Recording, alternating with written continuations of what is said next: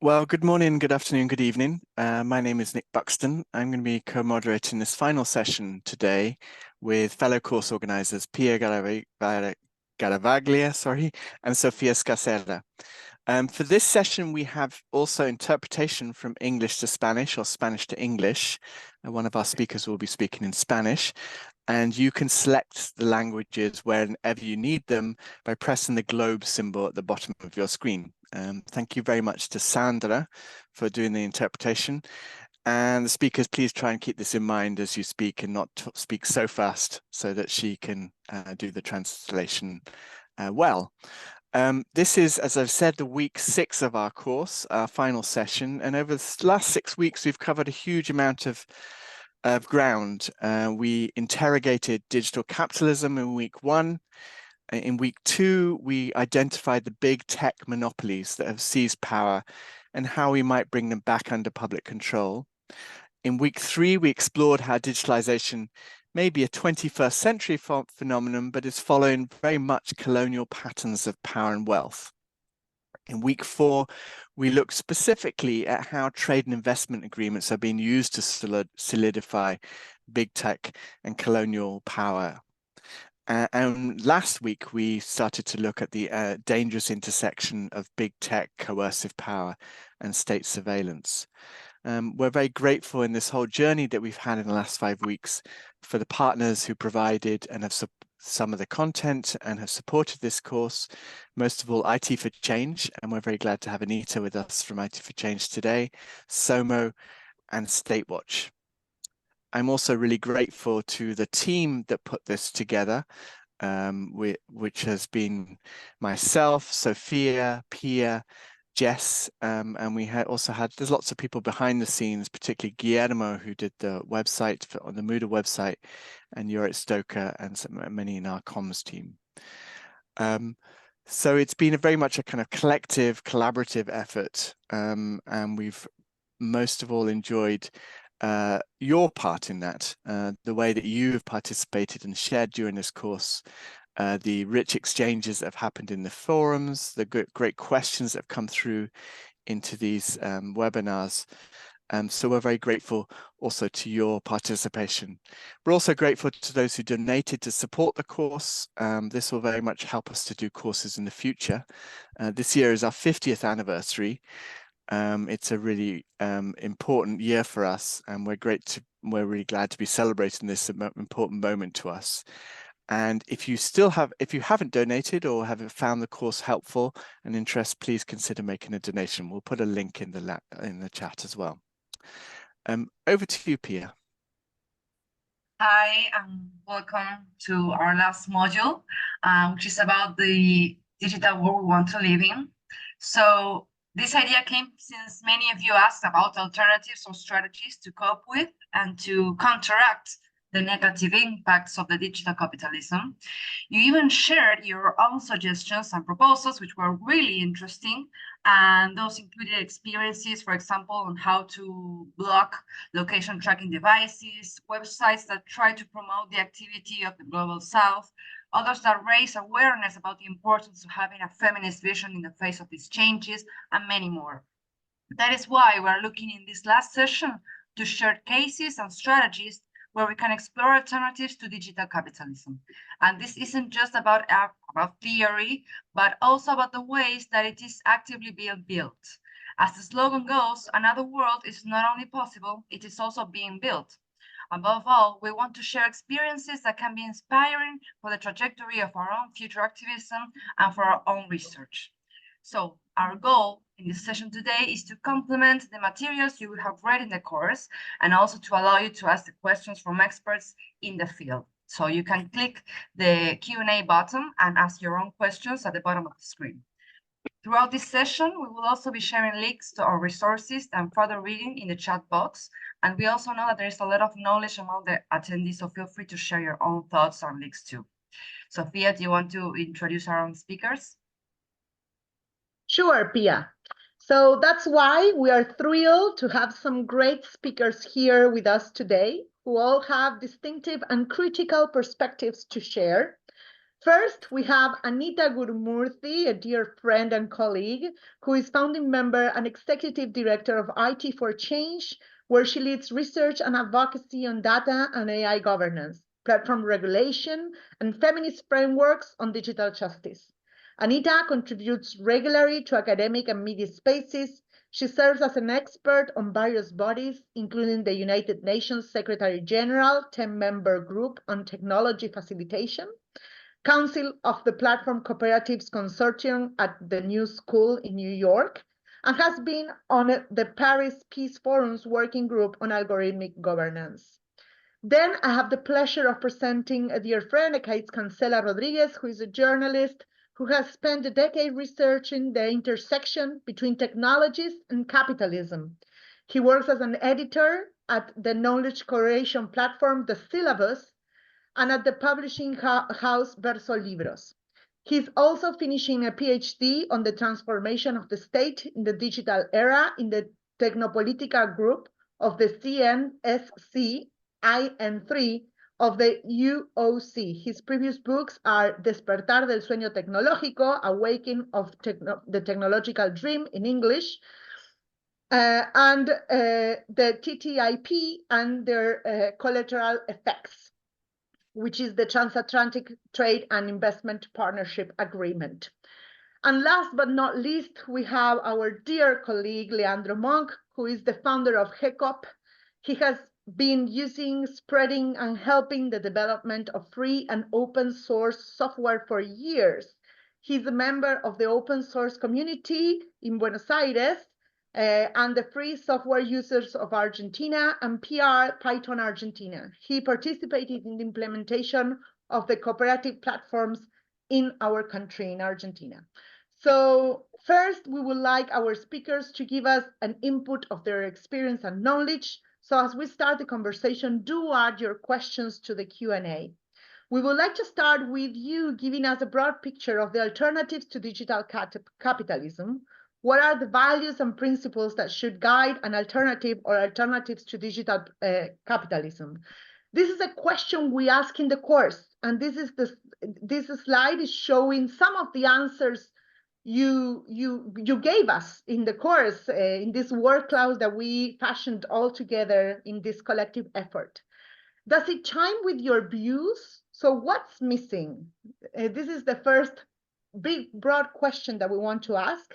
So we will have our first speaker, Anita, if you can have the floor and give us your input about what are these values? What are the general topics that we should think about when we think about alternatives? Thank you so much, Sofia. Thank you, Nick and Pia and everybody else, and all of you who've come back patiently listening to all the 5 preceding sessions.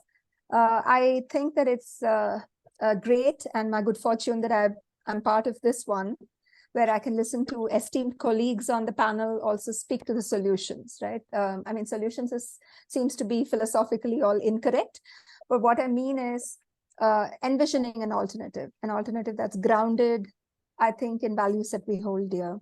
So just to kickstart the discussion, all of us know that there are norms and principles galore. Anybody who has even scratched the surface on artificial intelligence and the guidelines and the soft laws and the ethics and all of those knows that from openness to inclusion to free and to even trust.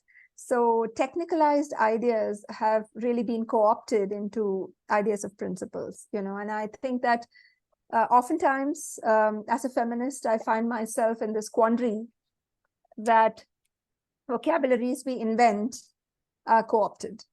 So it's not just a narrative capture by the powers that be at a level that is about their presence and visibility, but it's a narrative capture in the sense of hollowing out the kind of ideals and ideologies we hold very dear, right? So that creates a certain crisis, more about that later.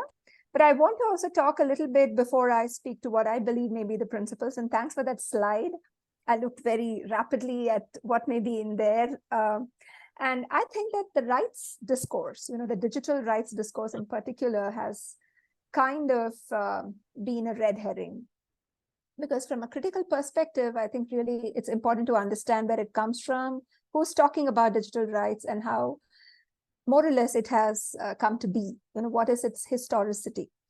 So what I would like to say is that the whole narrative of human rights has come to offer a very appealing, a seductive kind of framework for a variety of actors, ranging from democratic and social justice activists to global corporations. And what is important to understand is that the language of rights holds, or it possesses, symbolic capital, right? And a certain credibility that makes it seem absolute, right?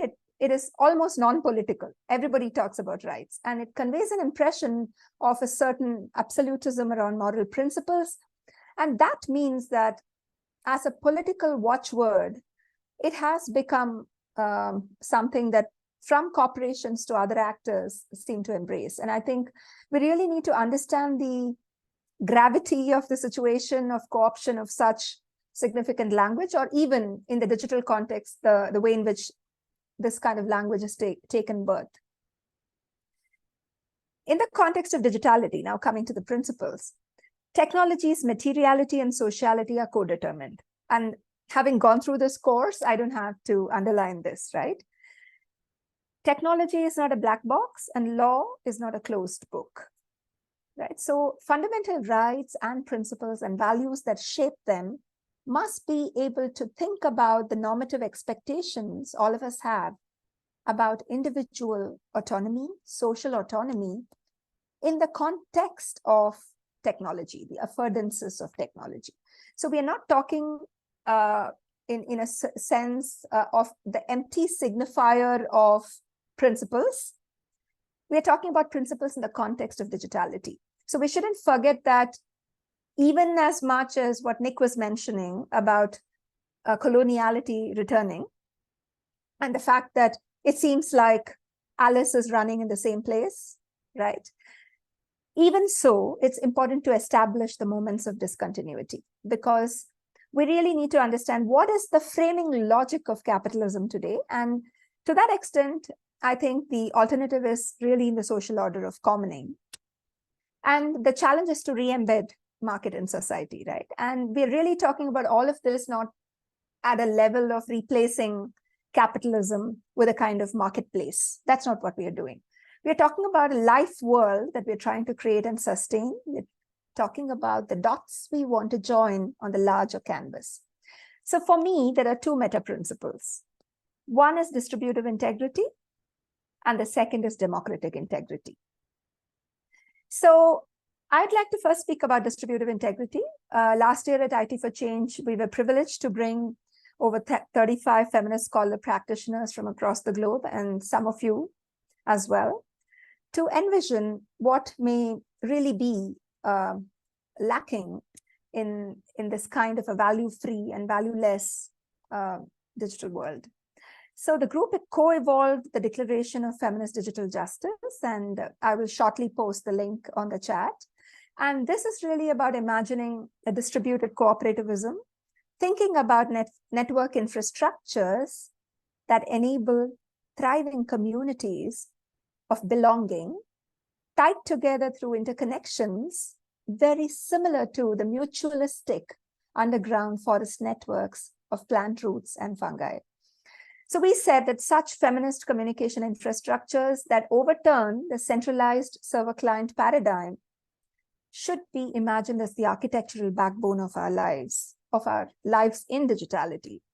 So this is quite similar to work that many other groups have done. So by no means exclusive, but really, really important, because we are talking about looking at society as a whole. And some of these values of feminist digital justice, I'd really like to underscore here. One is individual and collective agency, rooted in connections that straddle the local and the translocal, an ethics of solidarity committed to commonsification and feminist valorization. 3, community-based participatory democracy built on federated translocal digital publics that thrive on civic intelligence. 4, a fair and equitable global economic order that's regenerative, transformative, and respectful of ecological boundaries. And 5, a global digital constitutionalism based on reinvigorated bottom-up and networked multilateralism for humane governance, enduring peace, thriving reciprocity, and universal human rights. So what I would like to do to end this particular segment of my submission is to come to democratic integrity. So we spoke about distributive integrity, we need to speak about democratic integrity. And here I would like to borrow from Dr. B.R. Ambedkar, the father of the Indian Constitution, who sought a society of liberty, equality, and fraternity. Fraternity is very, very unique to the Indian Constitution. In our Indian languages, it's referred to as Maitri, being a sense of co-implication, right?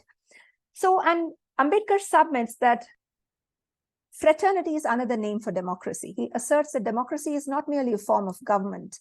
It's primarily a mode of associated living, of conjoined communicated experience. It's essentially an attitude of respect and reverence towards one's fellow people, a society of true commonsification. And Ambedkar saw in his mind's eye the weaknesses of Hobbesian traditions of social contract theory and its simplistic reciprocity, right?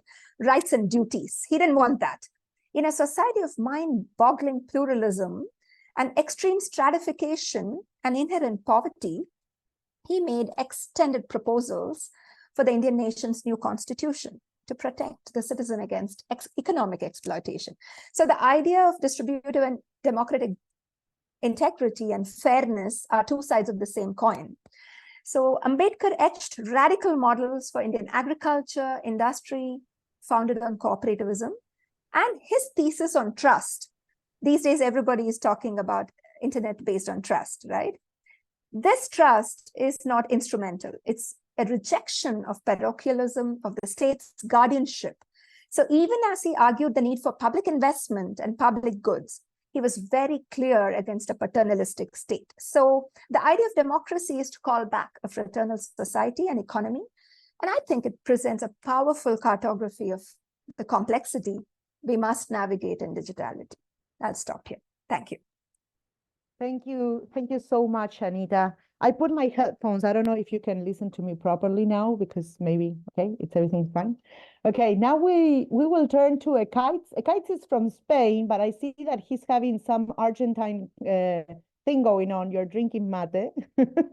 So welcome now, Ekaitz. We hear you. You can speak either in English or in Spanish as you want, but you have 7 minutes to give us your thoughts. Okay, well, I'm actually from the Basque Country, but yeah, I accept the Spanish, the Spanish attribution.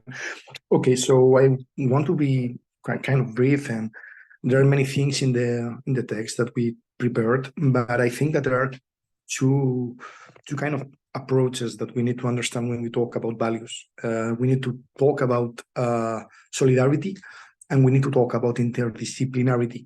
When I draw my conclusions on which are the alternatives, I try to do an immanent critique to neoliberalism, which I think is the system that governs our bodies, our economies, our societies, our cultural expressions and everything. So when we try to understand which are the alternatives, we need to understand what neoliberalism is doing, because it's the kind of biopolitical system that governs us, and try to think alternatives from there. What capitalism is doing, thanks to the neoliberal ideology implemented after the Second World War, and definitely in place after the Cold War, it's competition. Competition as a discovery procedure. If you check Friedrich Hayek essays, you can understand that what they are trying to do is introducing everyone inside the circuit of capital, trying to make them compete, trying to fight one against the other. In the social media, this is quite clear. When we try to discover ourselves in Instagram, we are all the time fighting against the other for more likes, for more attention, and we are trying all the time, even in the platform economy, gig workers, all this industrial, post-industrial reserve army of labor, if we want to take the sentence of Karl Marx in the 25th chapter of Capital, we see that all the time neoliberalism, thanks to digital networks, are pushing us to compete. Competition is the only way to discover new things, to discover new services, to discover new products, and everything and everything happens in the market. If you understand this, you come to the idea that this is not natural.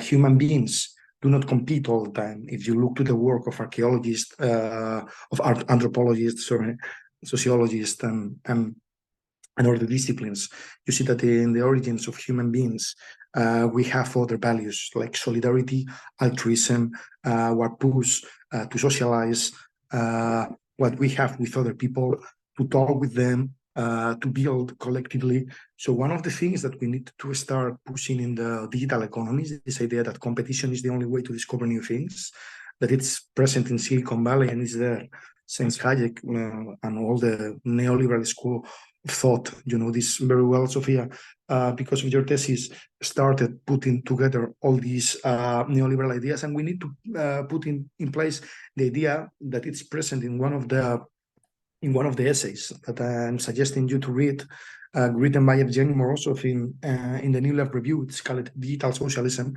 When in his conclusions, he stated that we need to think on solidarity as a discovery procedure.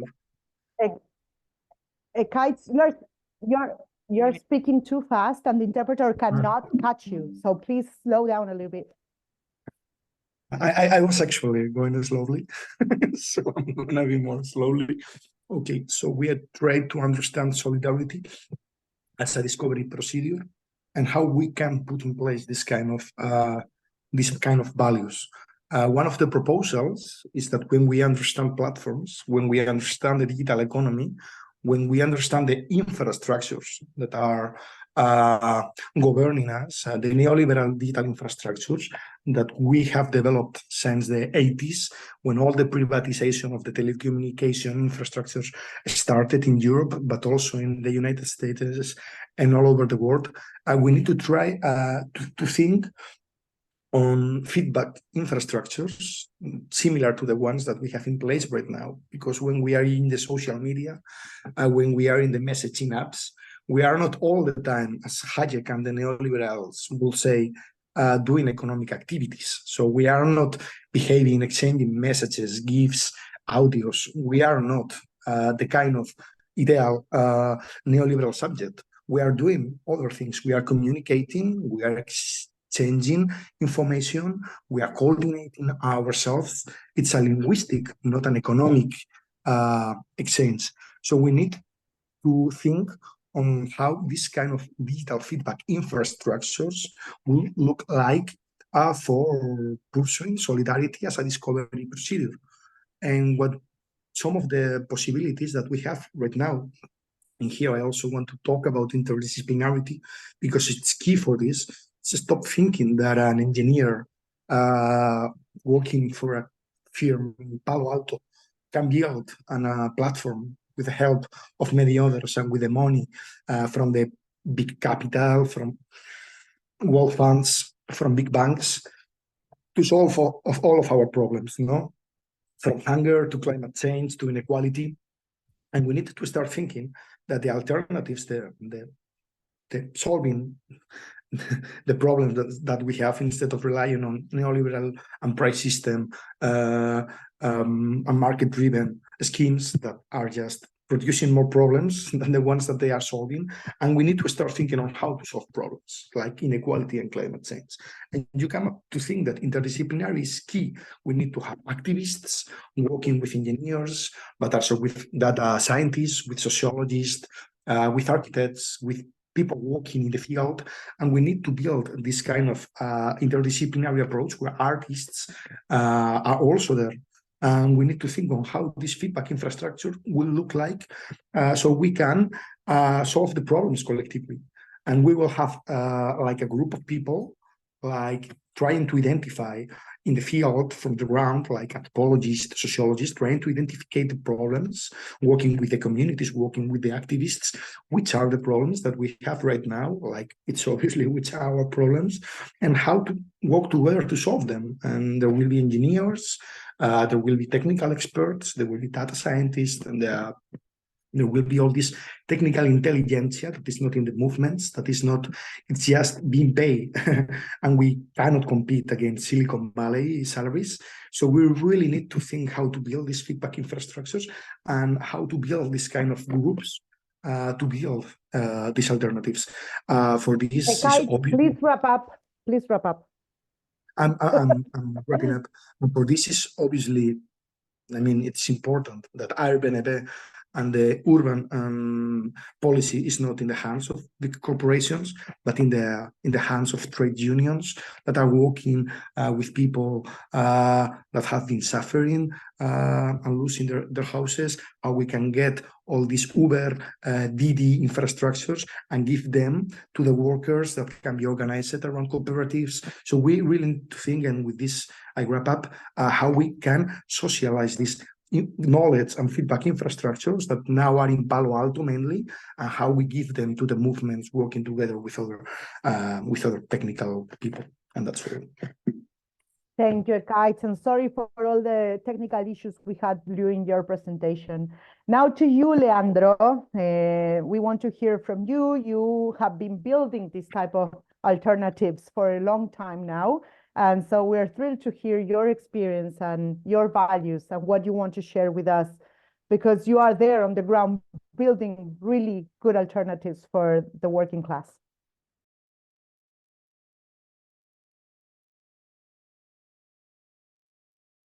You are on mute. You're on mute. You're on mute. We can't hear you. Gracias. Ahí está. Ahora sí. Okay, good. First of all, I want to thank you. Thanks, Sophie. Thank the team that organized this. Thank you for your invitation. Some thoughts that I had from listening to all the rest of the participants, because they said, well, I thought of those things listening to you. The first one is that I come from the open source world, free software, and we do the articulation through the collaboration. And we think that we have to go to cooperation. What's the difference between one and the other? That the degree of cooperation between the organizations, not the ones of the network, each one does what they want, and in collaboration, there's a higher degree. And that means some kind of harder organization. On the other side, one of the things I would like to mention is that the current concentration is possible thanks to the technology that we have in information and communication, because we are like at the bottom, because if technology goes farther, concentration goes farther too. But Anita also talked about colonialism, and it's true. The vector of communication and information technologies is a colonialist vector, as it was at some point in our country. The train rails that were built by the British people in the 19th century, and if we compare them with the optical fiber, we have the same picture, exactly the same picture. So they follow the same pattern. A centralized country where all the information networks go through the same point. In this case, in Argentina, is the city of Buenos Aires. And that was what the train did before. It took out the analogical products, and now they remove the data and then come back with the licenses. And the last thing, and one of the most important topics in order to be able to make a change, is that we all have to be aware of the problem. We do have a problem, and that is something that is missing, the awareness of everybody. Because for many people, this we are mentioning here is not a problem. And if it's not a problem, then we don't need to find a solution for it. So that's another topic. In general, we try to talk about technological sovereignty. But what is this?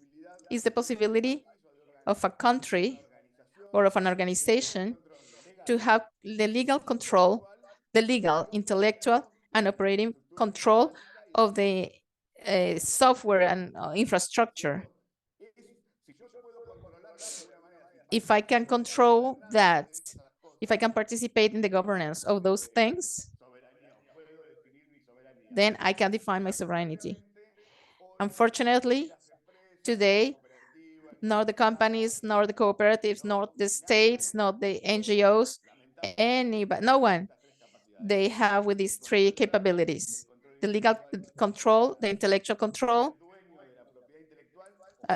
that is to say, to be the owner of the intellectual property, or at least that is not, that the possibility to have access to that is not banned, and the operating capability, because now we have Zoom, but then we don't have the operating control of that. So having those three capacities is what we would like to have or to develop in order to change things. And what does that mean? That's the first question. For us, to have those three capabilities, those three possibilities. Because the software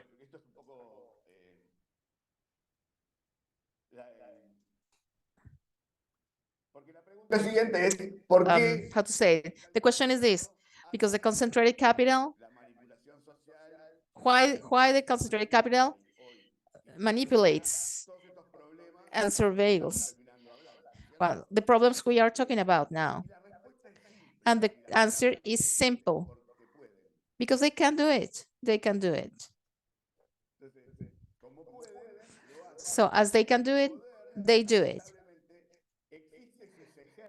Power exists if it's possible. So they execute the power they have because they can, they have it. We don't have it. And unfortunately, we don't like it, but we have to acknowledge it. States have been inefficient when regulating the concentrated capital. And as we said before, information and communication technologies are a vector for a greater concentration of capital. So every time it's harder and harder for the states to regulate this. In the Deep South, we know that very well, the impossibility of the states to regulate some markets. In other parts of the world, that's a surprise, or is something newer, or something that is emerging. I'm talking about like the main countries, but they are not being able to regulate that. They are losing those capacities that they had at some time, the Rockefeller, for example, and some other huge companies that had the monopoly. And the government could regulate them, but now it's the other way around. They are the ones who give the conditions. Okay, so to close this about what is it that we need, in my opinion, we need three things. We need infrastructure, our own infrastructure, to stop depending on the concentrated capital infrastructure. How to do in order to have this own infrastructure? Because I think that Ekaitz said it, it's not in our hands, and we require a huge amount of capital, a huge amount of money in order to have that infrastructure and sustain it. In Argentina, we have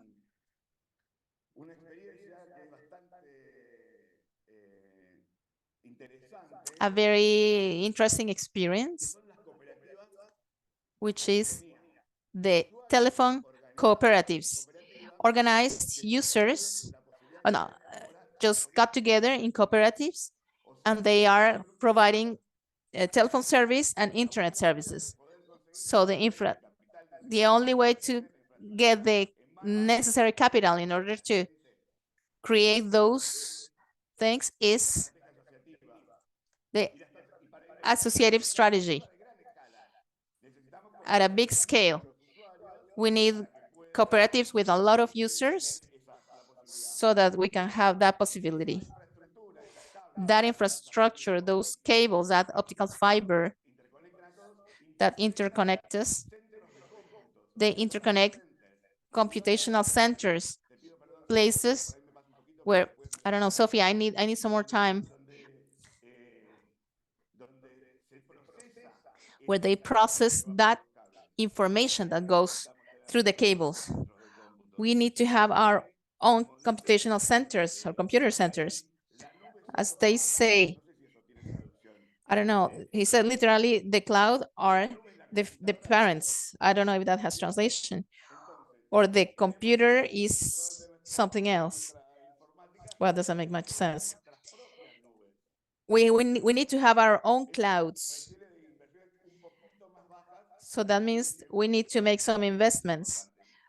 They are a little bit lower, but they are still important. And the last thing we need is intelligence, software. There we are a little bit better, thanks to the free software movement that has been developed for years, more or less, in order to have our own clouds interconnected, on our own infrastructure, organizing people in cooperatives. That's a bit what we have been doing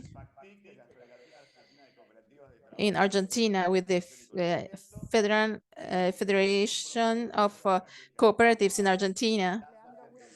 Leandro, I'm sorry. We need to continue. You can give the example later, so stop there. So because we don't have time. Okay,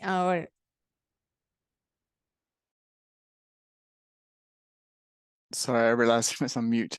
Well, thank you all for kind of sharing, and we had some really important principles there. Distributive integrity, democratic integrity, solidarity, interdisciplinarity, technological sovereignty, and waking our consciousness as well and our awareness. So these are really important principles to kind of guide some of our conversation. And we want to, and interestingly, kind of slightly different ones to the ones that some of you shared in the panel. So hopefully it opens up some new thoughts there as well. We wanted to kind of move this conversation now from the kind of the big picture to kind of what are the kind of political, legal, or institutional changes that we need to bring these about. We started to have some of that there with Leandro talking about how we need to start to build our own infrastructures. We'll also have some examples of that in the final session. But we'd like to hear from each of you really, how do we move in the right direction here? What are the kind of, what should we prioritize in terms of movements for the changes that we need so that we can move towards the system that we believe in? Can I come back to you again, Anita, here? Where would you start? Thank you, Nick, and thanks for this invigorating conversation and for the summary of those principles. I think it's wonderful. So what political changes, right? So I would really like to say that I think it's really wonderful that Ekaitz spoke about capitalism having to disabuse itself of the notion that everybody is an ideal subject for neoliberalism, right? And I think that was very profound. However, on the spectrum, I also see that all of us are slaves. The awareness that we are slaves distinguishes some of us from the others. And I think that this enslavement that we witness on scale is a kind of a social pathology of techno-feudalism. In India, in those days of the British, it used to be called the British Raj. And subsequently, when you see this kind of chaos, this kind of enslavement by the powers that be, we call it jungle Raj. You know, jungle Raj is, it's a forest, and then there's the entire colonial apparatus, right? So we must understand one very, very important thing, that in the paradigm of digitality today, the particular form of social organization is called platformization. Platformization is physical infrastructure, it's ideology, and it's a kind of penetration of economic processes at a pan-global level with new governmentalities, right? And this is not just about economic sectors, it's about all spheres of life. And hold your breath. What platformization does is we live by the mobile phone, take it to the bathroom, wake up with it, and all of this changes the way we self-identify as cultural political beings. So the reorganization of society through platformization is the reorganization of cultural practices and imaginations. Now, I think the political changes, you know, already I think I've given away my answer. It's going to be a real deep kind of, one would say, churn, right? And all of this is complicated because we don't have a kind of normative custodian. For all its flaws, the United Nations Human Rights Charter and the very fragile idea of intergovernmentalism, notwithstanding its fragilities, still provides a kind of canopy idea, right? But today we don't have anything in order to govern the global digital paradigm. And there is a problematic idea of multi-stakeholderism, and this has successfully technicalized the idea of political governance. So the political change actually has to begin with our idea of a new cultural revolution, to think differently about our infrastructures, but do so by challenging the way in which we engage with technology. I think it's a deeply and profoundly societal kind of process. And what is needed is we need to bring back the connection between technology, technology governance, and public reasoning. So this is a very important concept in deliberative democracy, right? Public reasoning. What is public reasoning? It's a reasoning that's provided in a political way in a social contract that governs things through principles of justice and equity, right? Rights are not to be traded in the marketplace of rights. Today, consent that is taken by Amazon when you buy a product so that your data is protected is a consent that is traded in the marketplace. So we're not talking about rights and justice that are traded in the marketplace. So I really want to talk about 5 agendas. The first agenda is we need a global data contract.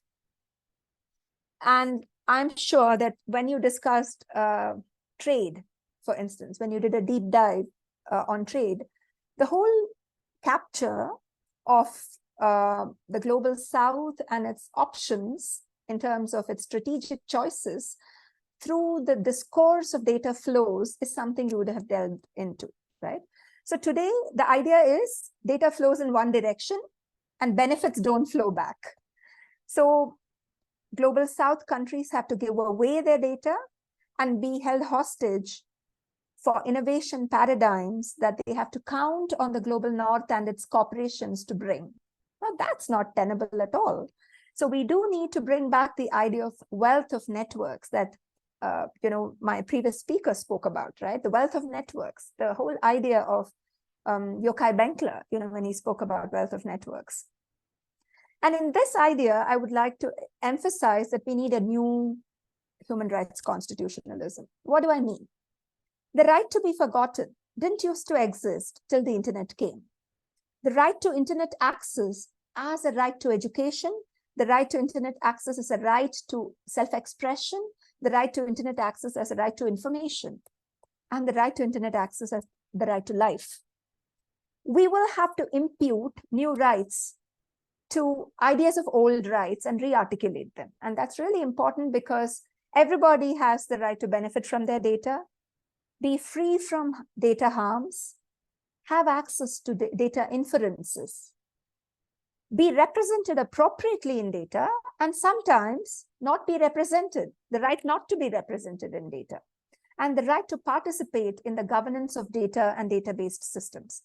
As a citizen, or even if I'm not a citizen, because I'm a refugee or I'm a migrant, I have a right to talk about the data sets that are capturing my reality. The second agenda is we really need international economic law to focus on redistributive justice. Everything is not about the governance of data and AI.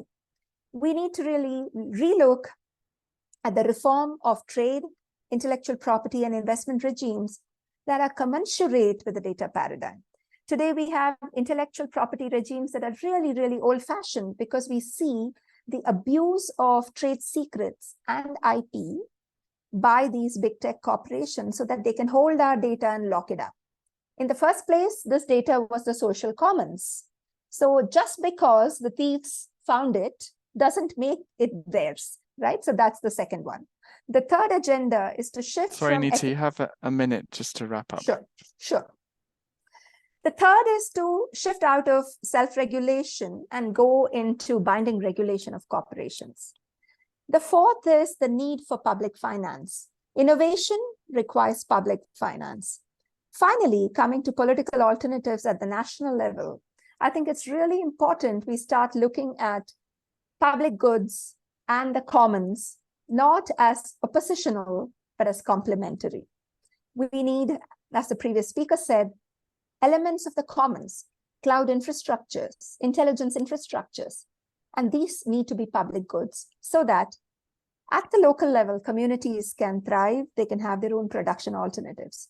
I want to stop here by also saying that there are innumerable examples of, the power of workers and the power of subnational entities such as municipalities that are taking on big tech. And that's for the next round. Thank you very much.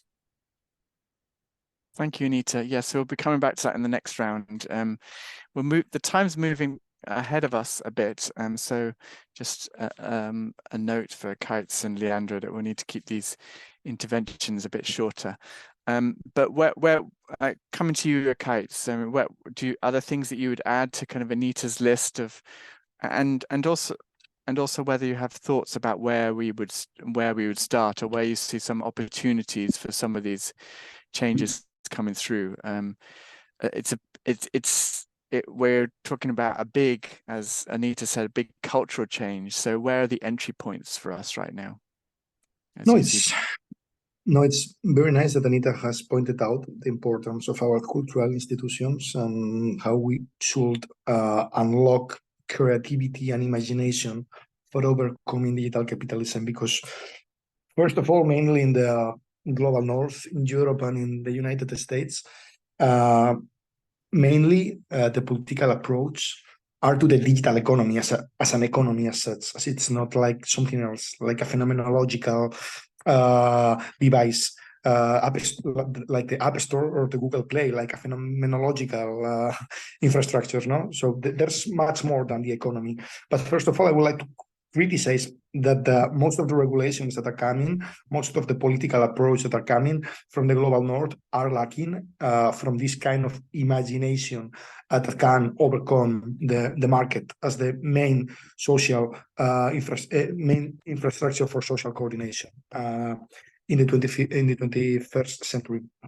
Most of the regulations are trying to guarantee the competition between companies, which is kind of difficult because you cannot intervene to equilibrate the investments of the firms situated in the United States and the one in the European Union, because North America has been investing in military technologies since the Second World War, and Europe, it's not capable of investing so much money in 5 years to be at the same position as the United States when it comes to the military funding to the tech industry. So first of all, this kind of approaches to regulate the digital economy are kind of naive. Also, Europe is trying to do the same with regulating digital markets and also establishing kind of regulations for privacy. Most of these regulations are Eurocentric, as Anita was criticizing. They do not involve many of the people in the global south. They are just kind of liberal approach to guarantee the wool voice property to data. So this we need to overcome. And when we think on alternatives and when we think on what policy can do, there are a lot of examples in the Global South that we can use. Sofia, you may know this very well, but in Argentina, the public sector, mainly directed by ARSAT, a national company, is developing a lot of kind of digital infrastructures. They have 3 satellites. They have 1 oceanic cable. They have 45,000 kilometers of cables to connect and to kind of give internet to the whole country. They have 3 data centers. All the data produced by the states is there also by some companies. So these are kind of some of the political approaches that we need to take into account, how the state can finance the development of this kind of digital infrastructure, this kind of methods for digital coordination or this kind of feedback infrastructures, but not just how the state can finance an alternative economy. As Anita was saying, we also need to try to understand and to go farther than the economy as the concept, as the way that we can escalate and distribute all the innovations that is happening outside the market. That cooperatives, the different groups, what different groups are doing, we need to scale this, not by the economy, but by the cultural institutions. So we need to think on how to develop this kind of infrastructures which are attached to the universities, to the libraries, to the filmotheques, to other kind of spaces where creativity, innovation, entrepreneurship is happening. So it's like a twofold strategy, thinking on kind of how the state can finance this kind of digital infrastructures and how can the state connect it to the cultural and social movements. So that the state, so that we can break this kind of dichotomy between the state and the market and try to understand that there are many things and very interesting things going on in the margins, so in the cultural and social circuits. And how can we do for the universities to be spaces for learning, for discovering new things, for preparing the subjects of the future, to discover our identities outside what Instagram or TikTok can allow us to do, to discover new knowledge, to make us think, to make us progress, and how we can do like digital public infrastructures as a development strategy for every country. How can we escalate what I was saying before between problem solving to make this to give this a national direction pursued by the states with the help of this kind of technological infrastructures and by the cultural and social institutions?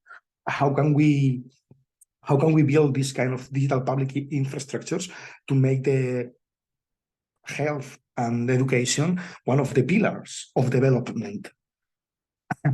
And not what we understand now as development, which is trade agreements, competition, neoliberal policies, and how can we then escalate this kind of national approaches? Like imagine that in Argentina or where I'm now or in the Basque Country, you have people like engineers working with people in the public sector, in the health sector, and with other people that understand social movements, that understand composed by doctors and other people that are working closely on this, and they come up with a way to do predictions on certain diseases in the Basque Country. Imagine that software, public software built with public money, you can pack up it in a trade agreement, which is not based on intellectual property clauses, but as the opposite, is based on solidarity. And you can start creating all kind of digital internationalism or international relations approach, or trade agreement approaches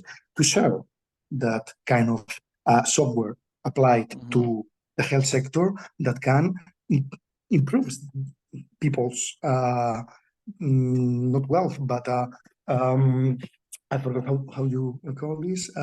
Estado de bienestar. I forgot. State of well-being. Well-being. No, so we need to think on these terms, how politics can do, what politics can do to really improve people's life, and which role have digital public infrastructures for doing this, for escalating all the experiments, all the alternatives, and for understanding that we are not just trapped on our national frontiers, that we can collaborate, and that we can share that knowledge, and that we can, and with this I end up, think on ways of doing this kind of digital internationalism approach, where different governments with very close relation with social movements and with cultural institutions can really imagine alternatives and put them into place, because we already have, like I said, in Argentina, we have those infrastructures, we have the universities, and this is not very expensive, it's not very complicated, it's just a problem of political imagination in the global north that in many cases, in a colonial epistemology, is blocking many people in the global south, also many states in the global south, to put together this infrastructure. And I think that it's possible, and that we can start pushing in this direction, and that we should be doing this in the social movements in Europe, not just reacting to the last privacy directive or reacting to the last directive coming from the European Union, and start trying to think on fights, collective fights with global north, global south, that really can make a difference, and that can push this idea of digital public. Thank you. Yeah, this is key, and I think it'd be great to bring in Leandro to this, because I think, Leandro, you've been involved in building these alternative public infrastructures. So I'd be interested to hear what you think about both what Ekaitz has shared and what Anita has shared, and what you think is needed to kind of enable this different imagining, different kinds of infrastructures to flourish. What's needed in your view? Lo primero, perdón, me adelanté por la interpretación, perdón. I'm sorry, okay.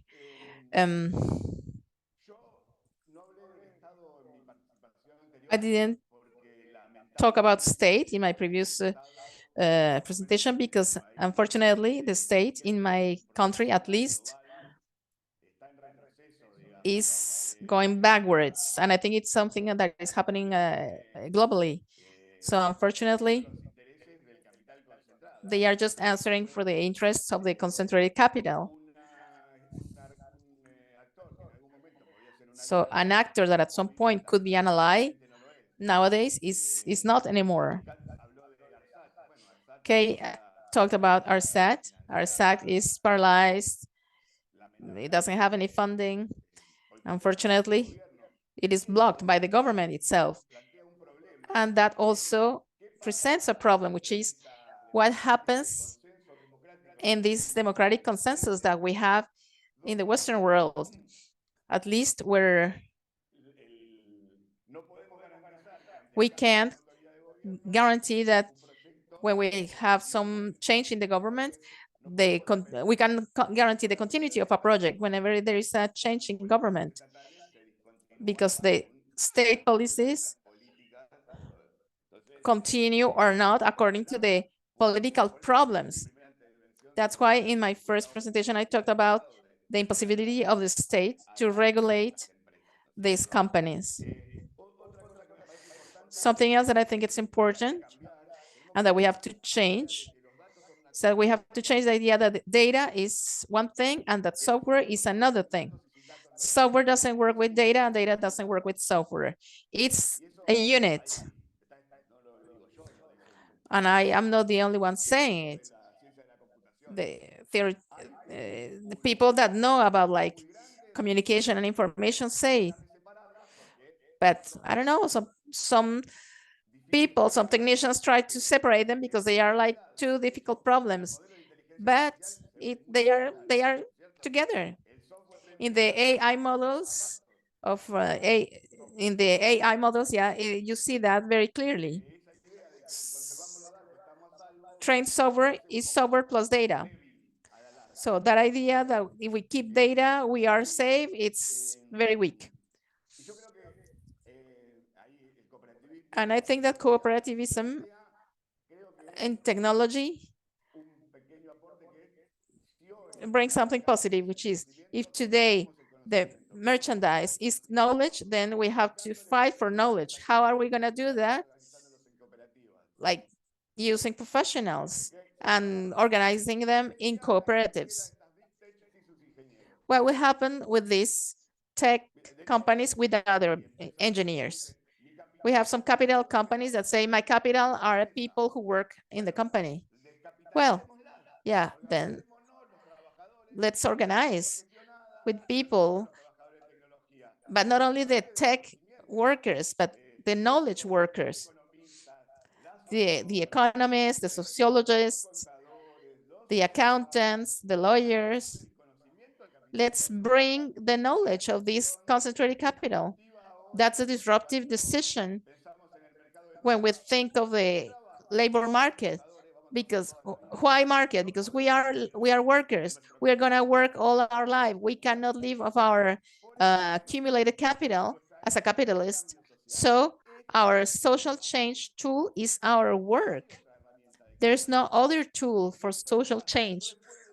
And if after my work that lasts 8 or 10 hours a day, I start working, I don't know, in jail or in Greenpeace to, I don't know, help the penguins, that jail gets dirty, then it's going to be very difficult. So the result, the equation is going to be negative, always. So reality is that the only way is to think of the economy of people. We have to put people in the middle of this. It has to be economically doable, feasible, of course. But we don't have, no.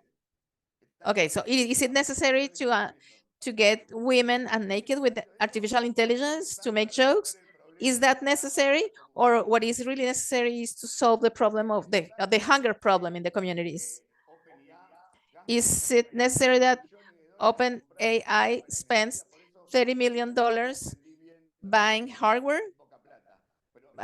Because I heard that it was very little money, but they spent $30,000 million paying NVIDIA in order to process their virtual assistant of ChatGPT. So the investments are huge in terms of the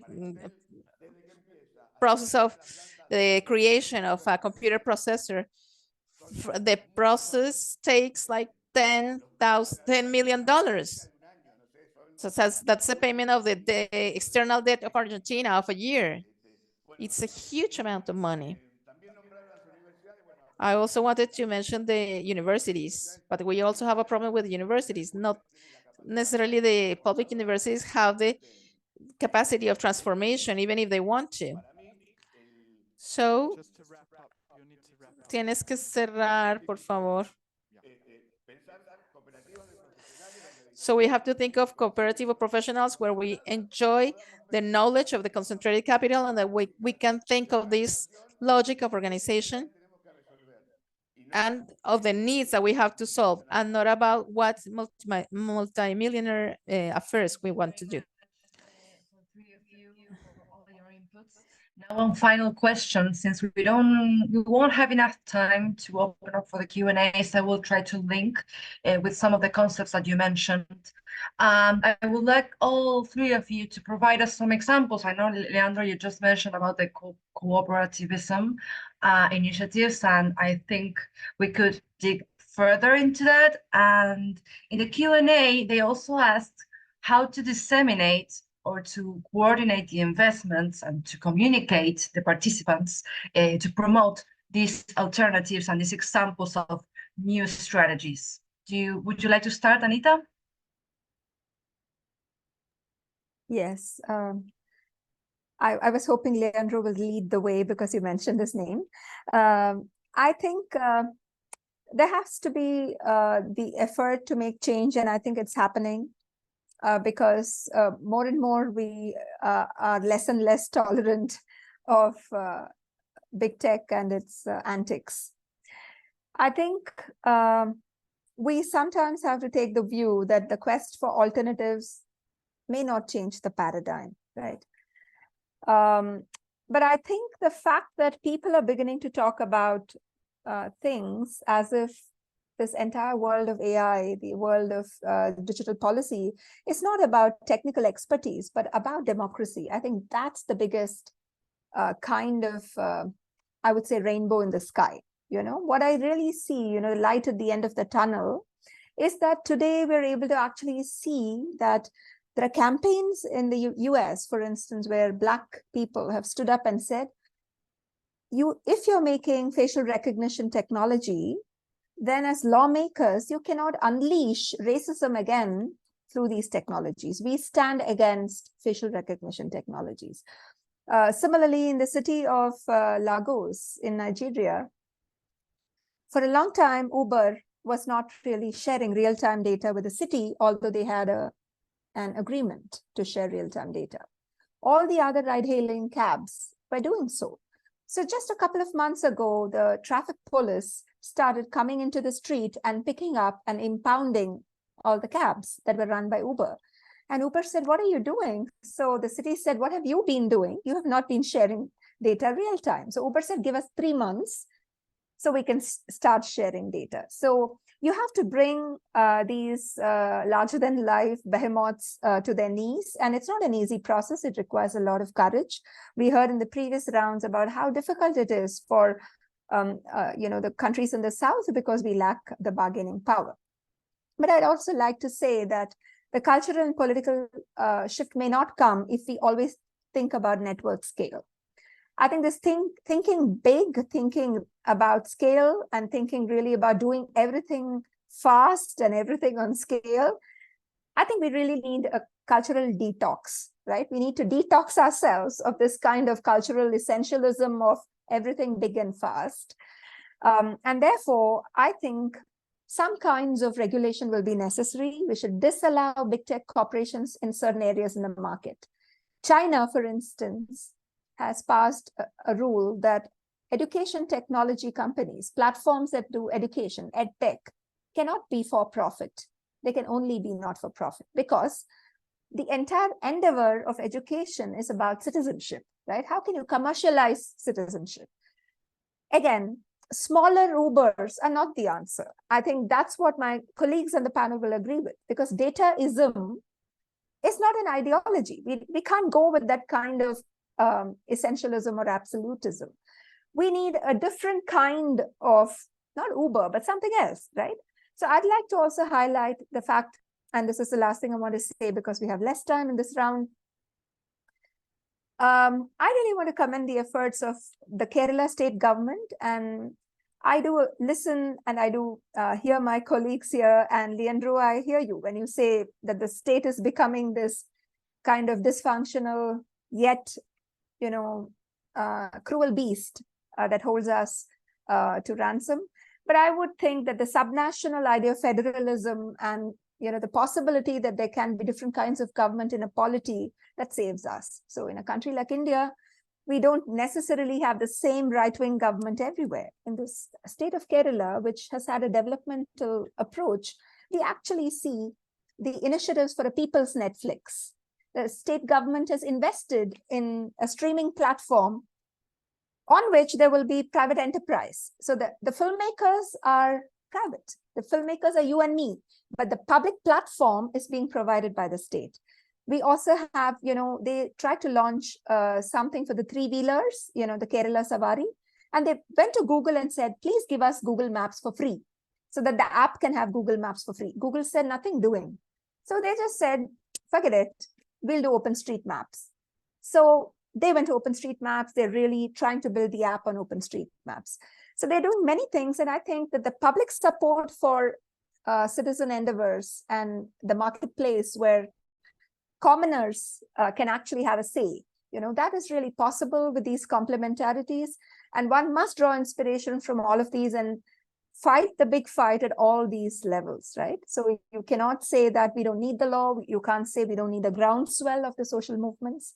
I think we do need everything. And my colleagues have also spoken about the place of the university, education, etc. And I will defer to them now. Thank you very much. Thank you, Anita. I was just leaving Leandro to breathe because he has just spoken. If you want to chime in and take on with the rest of your examples, and then we can leave it to Ekaitz. Thank you.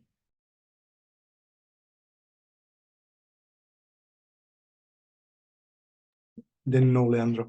Okay, I just sent 2 links. First of all, it's to someone is asking about the feeding. It's in the grid that we built. So I sent a book with a lot of items that are of interest, especially the conclusions. And I also sent a research paper that we did with Oxfam and the Barcelona Council, exploring a lot of alternatives. Because when we talk about alternatives, we usually talk about the states, and I think that most of, as I was saying in my previous intervention, most of the alternatives are in the margins, are in the social organizations, are on the social level. So we compiled like 200 cases in 45 countries. So there are a lot of insights there of what we understand as digital alternatives. I will describe some of them in a minute, but I will like to tell Leandro one very minor thing. When I was saying that this is cheap, is that we need to think, and this is also an alternative, and it's going on right now because there are many engineers and many people thinking in low-tech technologies and how we can design technologies that are ecological and sustainable. Because when we talk about artificial intelligence, for example, and when we talk about the developments of the big tech industries, we need to take into account that Google, Facebook, Microsoft, Facebook, and Apple are spending like 100 billions per year in research and development for developing the same kind of infrastructures. They are developing all that money, burning money, for developing the same AI models to recognize voice, pictures, and text. So this is irrational, it's stupid. All this money being invested, it's because of capitalist competition, and it's because of this, because they want to connect every single person to their data centers, to their infrastructures. So if we build low-tech approaches to the development of technology based on open source that can reduce costs and all these things that we can do, you discover that the money that you need to invest on alternatives, it's not a lot. Even the decision platform that's in the center of the alternative program introduced by Francesca Bria and Ada Colau in Barcelona cost 2 million euros, and it was financed by a European grant. I mean, it's 2 million euros, for a software that is being used by 2 million people in 44 different countries. And that it's open source, that you can like improve it, and all that improvements are free for all the members of the community. So when we think on alternatives, we need to think in this way. And some of the alternatives that look like this, I mean, I described the TARSAT in Argentina. Also, I talked about the decision and the technopolitical approach of Barcelona that was very interested, because it wasn't just a technopolitical platform like the one I described for voting the public budget, and introducing the citizens where they can take some kind of important decisions on how the city looks like, but also because of the data commons approach. So the Barcelona Council tried to socialize data in a way that the data wasn't the property of the big tech firms, wasn't the property of the individual, like in the best dreams of the neoliberals, where each one is the data that it produces, and then it can go to the market and exchange it, but not data. It's a common good in the sense that you cannot commodify it. It can be used just for public purposes, and you can choose if you want to share your data for improving the mobility policy, the urban policy, the climate policy of the city or not.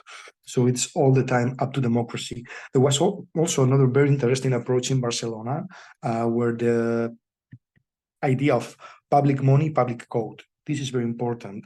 95% of the money that the council was investing in technology during the Colau government needed to be open access. So all the public code, all the money that was invested in the city and this was established in the public procurement clauses, needed to be open source. And this is very important because this is not just on Barcelona. If we escalate this at the level of the city, in Amsterdam, in Paris, in Buenos Aires, in all over the world, we will end up with a kind of digital repository like GitHub or GitLab, but for public administrations, where we will be much more efficient, everything will be much less costly, and we will be able to improve a service in Barcelona at the same time that we can improve a service in another part of the world. So this is where I think that the initiative of Barcelona is very interesting.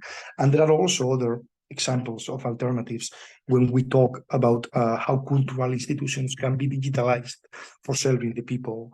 Like, for example, in Spain now, but this is also it's something that is going on in Argentina. There's this kind of filmotheque. This is the name in English, I think, where all the films, all the Spanish films are in an archive, in a previously analogical archive. Now all of them are free and open access in a kind of Netflix for the people, as Anita was saying. So this kind of initiatives cost like €1.5 million, funded by the Next Generation Funds of the European Union. So as you can see, there are a lot of interventions that are not very costly, that can democratize the access for all these public goods, and start thinking of how we build public infrastructures like the one of the Biblioteca Nacional and all the Filmoteca Nacional in Spain, that can be expanded not just for a country, but for taking advantage of the public goods of every country. I mean, you can even build alternatives. We at the syllabus, as you may know, we are doing this for building alternatives to Google Scholar. I mean, Google Scholar, if you analyze it, is shit. I mean, you can just find papers doing searches by keywords. Just imagine if Google applies the same tools that they have for tracking us, for surveying us, and for selling us advertisements. Sorry, you have to be wrapping up, sorry. Okay, so imagine that all the technologies that Google has for tracking us, imagine if they use it in Google Scholar. Well, why universities are not improving them? Why aren't we building all this kind of approach and collectively share them across different public institutions in the world? That's the idea. I want to. Thank you, guys. Now to you, Leandro.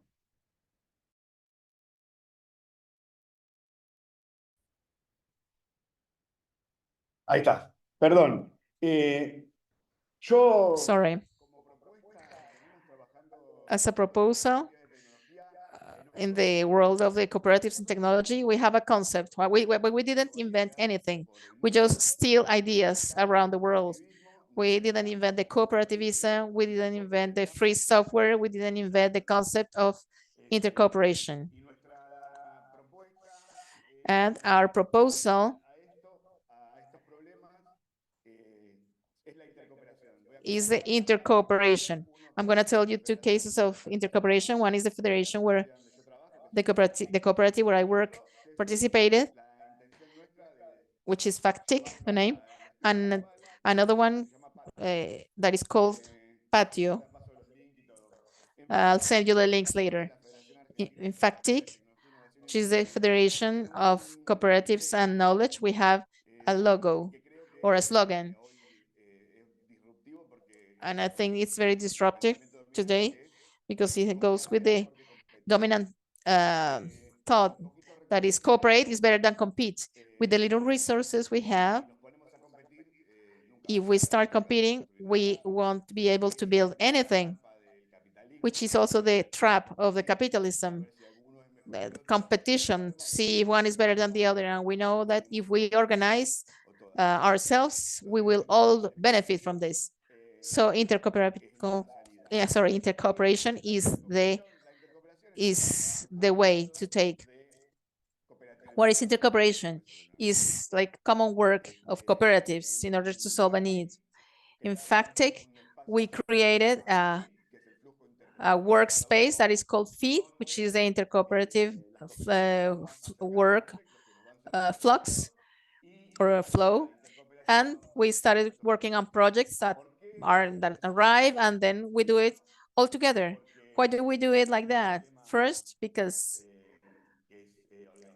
there is an organizational problem, which is a big problem for a small organization is it's a problem, not an opportunity.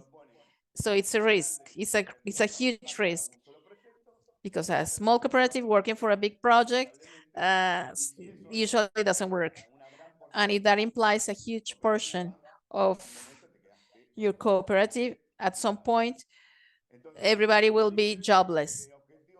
So the first objective of this intercooperative flow of work is to diminish those risks, to balance between the cooperatives the risks. Nobody has the full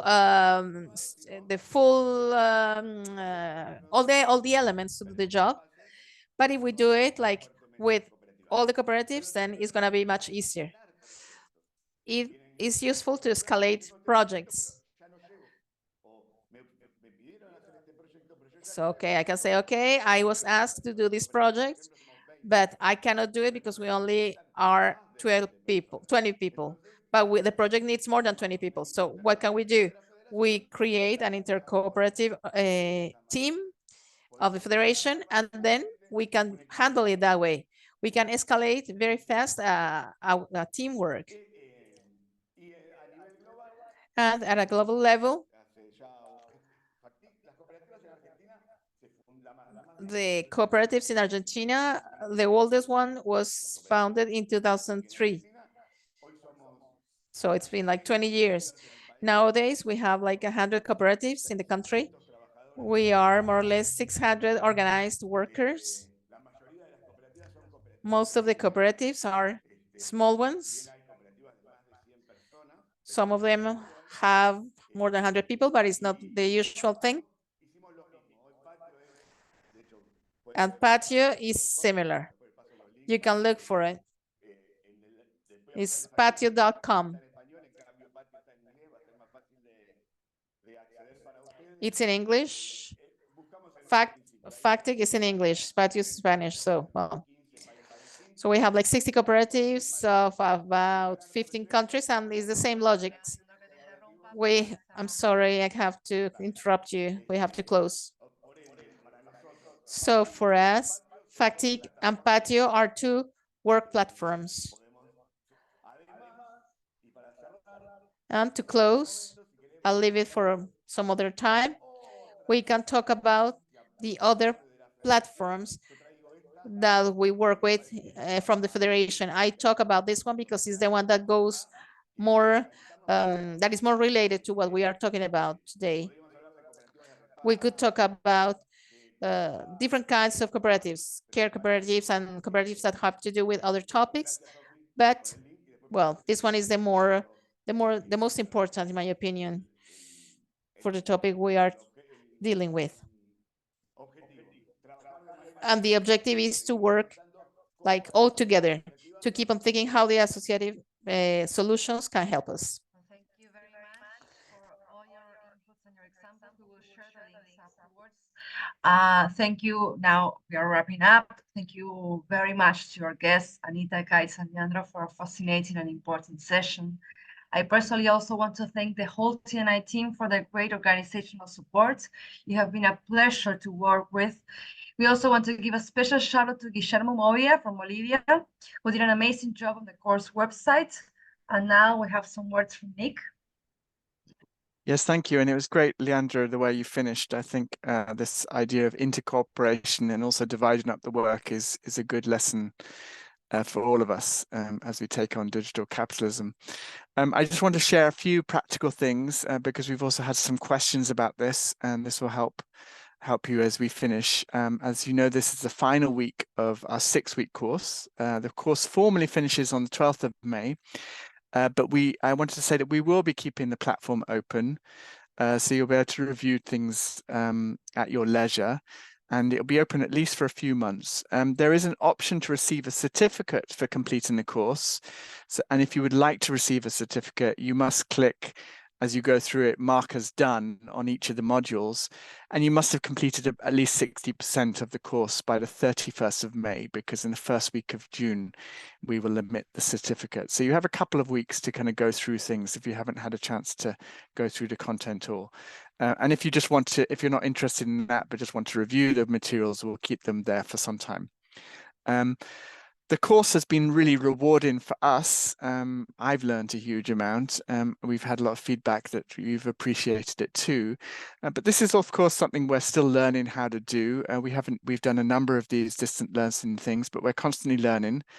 And as the message has come out today, this is all about collaboration. So we will be sending out a survey later this week, and we really would ask you, I know we get lots of these things, but your feedback would be really helpful to know where we are doing well, what we could do better, how to make these courses work, because we want to invest our time in stuff that can support you and can support the social movements that we're involved in. So please fill it in when you see it come your way. And finally, I mentioned this at the beginning, but I'll reiterate it here, that we would, if you appreciated the course, you've appreciated today's session, you appreciated the things, then do please consider making a donation, and we'll have a link in the chat.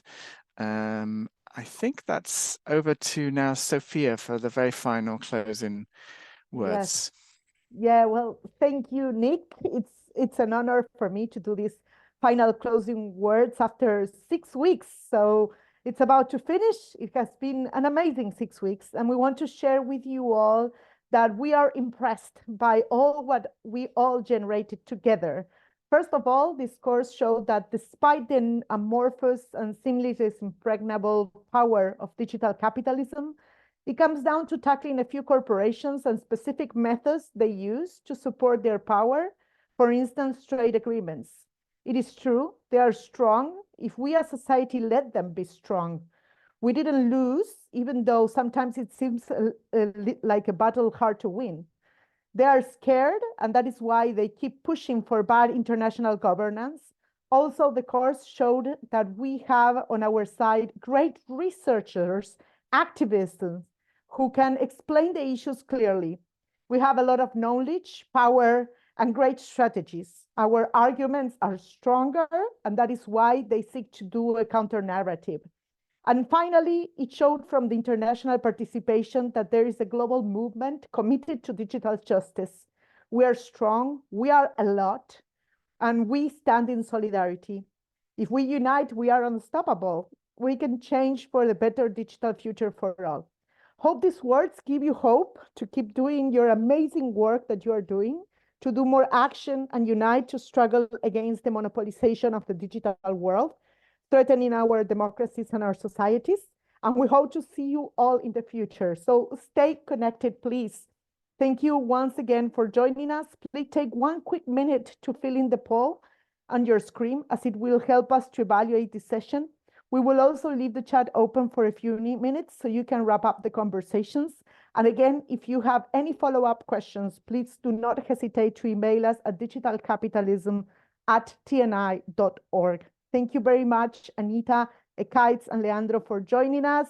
And thank you all for being here for this session.